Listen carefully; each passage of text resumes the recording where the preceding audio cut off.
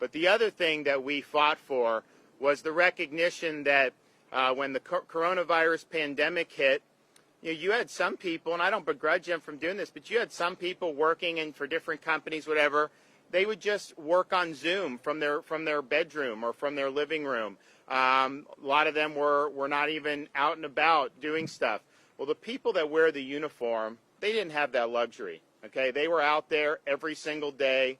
Our police, our fire, our EMTs, and they had to work more than they ever have, not just to deal with protecting us when the pandemic hit, but then obviously how police were treated last year in many parts of the country was a total disgrace.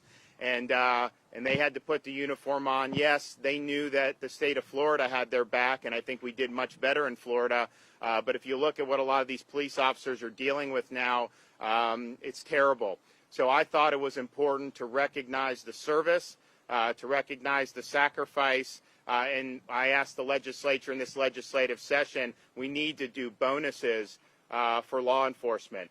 Some want to defund.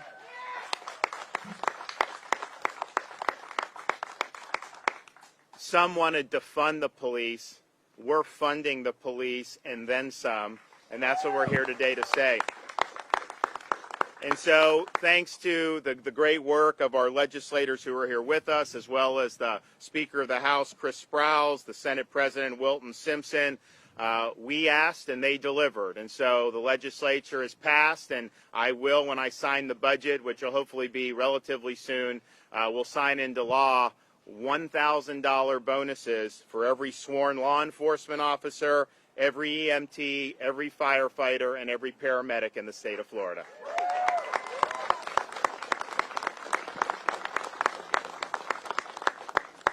It's really great to be here to celebrate some of these victories, particularly as we head into National Police Week next week. But it's also, the victories were way broader than just simply this bonus or our anti-rioting. If you look at the budget, if you look at our economy, you go back to the end of April, beginning of May last year, and you look at every prediction, all the doomsday scenarios, and, we knew it was going to be difficult, but we also knew that Florida had what it took to bounce back. And the result has been, if you look now, we never took one penny out of our rainy day fund throughout all of COVID, not one.